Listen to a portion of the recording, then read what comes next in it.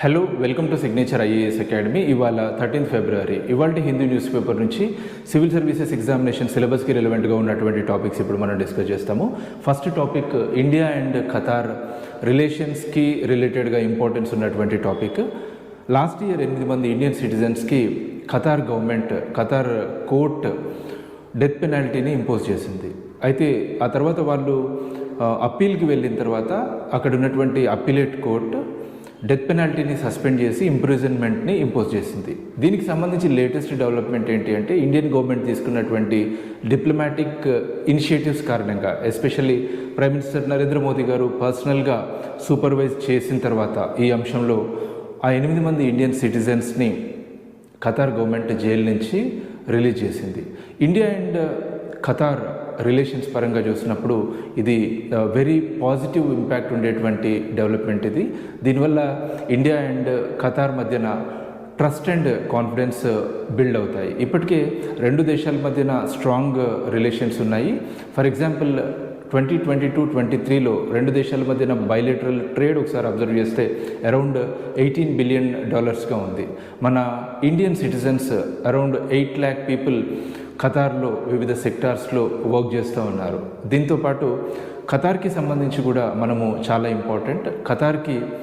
Qatar మేజర్గా export చేసేటువంటి దేశాలలో ఇండియా 3rd లార్జెస్ట్ డెస్టినేషన్గా చెప్పొచ్చు. చైనా, జపాన్ తర్వాత ఎక్కువ శాతం ఎక్స్పోర్ట్స్ని ఇండియాకి చేస్తుంది ఖతార్. మనం వరల్డ్ వైడ్గా ఇంపోర్ట్ చేసుకునేటువంటి ఎల్ఎన్జి రిజర్వ్స్కి సంబంధించి కూడా ఖతార్ మనకి ఇంపార్టెంట్. ఎల్ఎన్జి ఇంపోర్ట్స్లో 50% మనకి ఖతార్ నుంచే వస్తుంది. సో ఇప్పుడు ఈ 8 మంది ప్రిజనర్స్కి సంబంధించి ఇండియన్ సిటిజన్స్ ఎవరైతే ఉన్నారో వీళ్ళ ఇంప్రిజన్మెంట్కి సంబంధించి ఖతార్ గవర్నమెంట్ తీసుకున్నటువంటి ఇనిషియేటివ్ రెండు దేశాల మధ్యన ఉన్నటువంటి రిలేషన్స్ని మరింత బలపరిచేటువంటి అవకాశం ఉంటుంది. నెక్స్ట్ టాపిక్కి వెళ్తున్నాము. నెక్స్ట్ టాపిక్ గవర్నర్ రిలేటెడ్గా ఉన్నటువంటి టాపిక్ ఇది.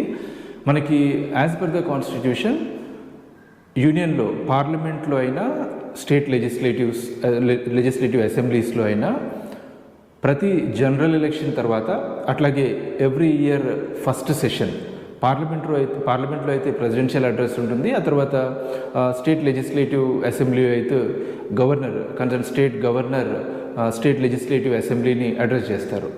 ఈ గవర్నర్ లెజిస్లేటివ్ అసెంబ్లీని అడ్రస్ చేయడానికి సంబంధించినటువంటి స్పీచ్ని స్టేట్ క్యాబినెట్ ప్రిపేర్ చేస్తుంది. తమిళనాడులో ఏం జరిగింది అంటే తమిళనాడు గవర్నర్ ఆ రాష్ట్ర అసెంబ్లీని ఉద్దేశించి ప్రసంగిస్తున్నప్పుడు స్టేట్ క్యాబినెట్ ఇచ్చినటువంటి స్పీచ్ని చదవడాన్ని రిఫ్యూజ్ చేశారు. దానికి రాజ్భవన్ చెప్తున్నటువంటి అంశాలు ఏంటి అంటే అందులో చాలా మిస్లీడింగ్ క్లెయిమ్స్ ఉన్నాయి, ఫ్యాక్ట్స్ ఉన్నాయి అనేది రాజ్భవన్ నుంచి వస్తున్నటువంటి ఇన్ఫర్మేషన్. సో దీని రిలేటెడ్గా ఒక ఎడిటోరియల్ కూడా వచ్చింది హిందూలో ఇవాళ.